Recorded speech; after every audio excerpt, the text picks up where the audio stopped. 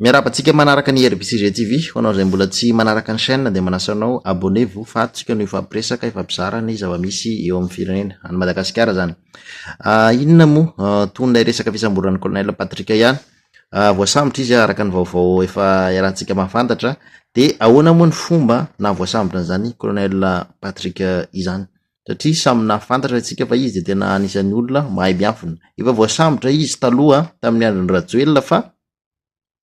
mbola afaka nandositra nakany France tamin'izany fotoana zany. Taverina Madagasikara izy rehefa naomby ny tolona nataony Gen-Z miaraka amin'ny fanampiany Kapsat dia le izy niverina tao amin'ny fitondrana dia rehefa avy eo moa mitsoka naharana vesa esorina tsy fantatra intsony satria tsika tsy nahita an'izay zava-misy tany. Izy manana ny versiony, ny fitondrana ihany koa manana ny version dia tsy fantatsika ny marina mahakasika an'izay zavatra izay fa rehefa tsy tao anatin'ny fanavaozana intsony izy dia niezaka nanao fanambarana matetika ary 24 heures mialohan'ny nahatratrarana fisamborana azy io dia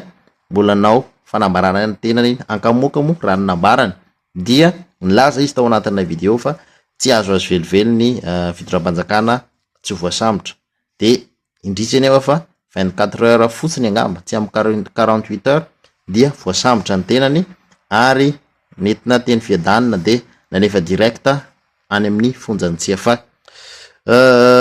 Ahoana ny fahagagany be sy ny maro moa hoe colonel Patrick miaramila olona mpiady tokony manana stratégie fiafenina sy ny sisa. Maninona moa ny tratra raha nahafantatra atsika dia nisy fisamborana tanora vitsivitsy Gen-Z mpitarotolona tany Madagasikara dia nanambara i Saintia ngamba samy mahafantatra ny Saintia itsika ireo Saintia izay tsy mahafantatra anisan'ny mpanosotry ny fitondran'ny Rajoelina izy tamin'izany fotoana izany dia rehefa raikitra moa ny fanavaozana tsy fantatra hoe tsy nahazo toerana ve izy sa hoe tena tsy nety aminy tokoa ve ny fanavaozana fa lasa nanohitra ny fitondran'ny fanavaozana ihany koa izy. Taloha izy lasa mpiteny ratsy be izy taloha fa amin'izao izy tsy miteny ratsy intsony fa maneho an'izay heviny ampanajana tanteraka ampamatorana tsara. Dia nilaza i Saintia fa i Herjou ngamba samy mahafantatra ny Herjou tsika, Herjou le nametraka CV hirosaka ministra tamin'izany fotoana zany. I Herjou no anisany nanome information raha nambaran'ny Saintia araka ny publication izay nataony. I Herjou no nanome ny information ka nanome indice ny toerana misy any colonel Patrick ka dia tratra somatsara ny colonel Patrick voasambotra ireo zandary dia netiny zareo fiadanana ary directa tsy afa. Le fanontaniana dia zao hoe voasambotra izy Herjou nanome info satria Herjou dia voatazona any amin'ny BC brigade criminelle sa inona le anarany tsy haiko any amin'ny zandary zany Herjou no voatazona dia nandeha zany ny enquête dia mety mafy le enquête tao mety miaraka amin'le tsy haiko famonoana madinidinika tsy fantatsika dia nambarany Herjou ny toerana misy azy. Fanontaniana mipetraka dia zao hoe amin'ny fomba ahoana ary no nahafantarany Herjou raha tena marina zavatra nambarany Saintia ny toerana misy azy amin'ny fomba ahoana raha ohatra ka zany tokoa ny tena marina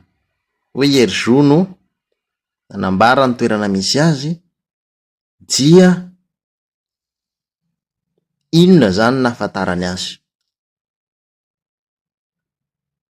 moa ve ry Herjou sy ny tanora vitsivitsy namany verina nidina an-dalambe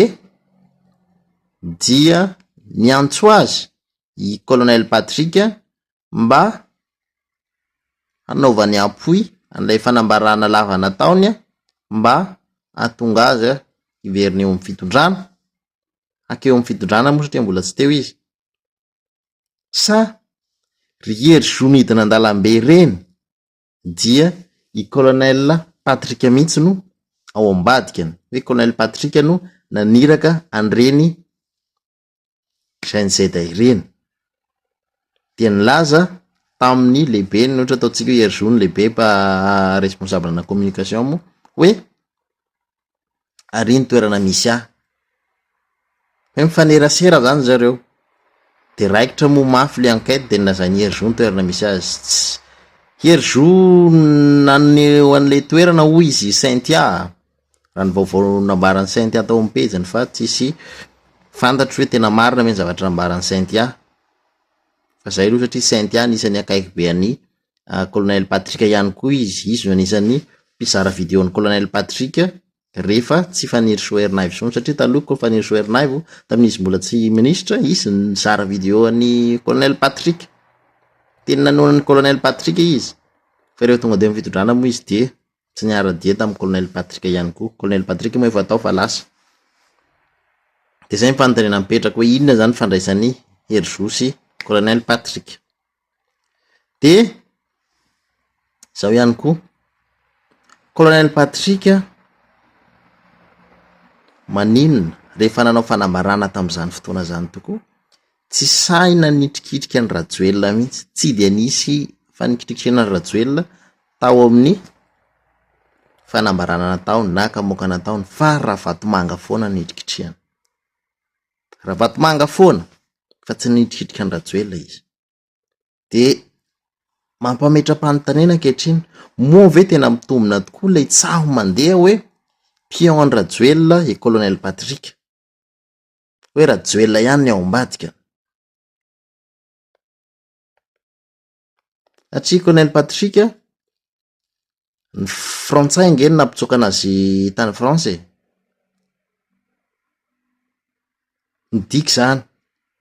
fa namany frantsay izy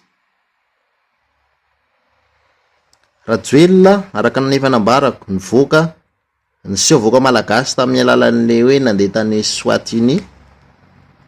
no publication tao am-pejiny de tamin'iny andro iny koa colonel Patrick nanao fanambarana hoe misy coïncidence zany le zavatra de tsy fantatsika tsara hoe ahoana mampiay ahy le izy de izy amin'ny teny manina proof fa mafiany fitondrana ankehitriny de tsika tsy mahita an'le proof hoe aiza le proof fa tena mafia tokoa zareo de lasa sahiran-tsaintsika ka hoy iza hoe tena compliqué raha colonel Patrick ty tena compliqué le izy tena compliqué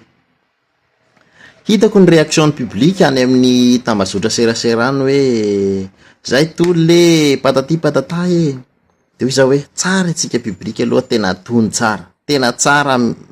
manao tontsika satria tsy fantatsika ny marina sao de mba manipulation nataon'ny colonel Patrick hatramin'izay sao de mba hoa zaho anisany makasitraka azy tamin'izay vitany satria anisany niarany tolona izy na dia à distance aza tamin'izany fotoana zany reny fanambarana nataony reny nisany nanome pression any Ravatomanga zay anisany pilian'ny Rajoelina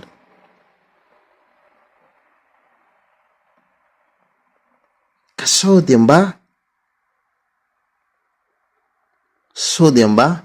pion Rajoelina tokoa tika andeha merina ny firongony eo amin'ny fitondrana ny tanjona satria naninona izy tsy niany concertation nationale raha milaza izy fa misy mafia ao maninona no tsy fampiresaka avoaka ny preuve mba hafantaran'ny voaka malagasy an'izany satria tsy adalagna voaka malagasy rehefa mahafantatra ny tena marina voaka malagasy dia mino anao fa rehefa tsy ambaranao ny marina de tsy ino anao zahay malagasy zay le izy tsy ho lava resaka azy fa tena raha mivoatra le vaovao de ampitaiko amintsika eto fa zay aloha ny vaovao voaray hatreto araka nambarany Saintia samy tena Andriamanitra de mirary soa ahoana ny hevitrao mahakasika an'ity raha ty mety ve ny zavatra ny tany fitondram-panjakana izay nisambotra ny colonel Patrick sa tsy mety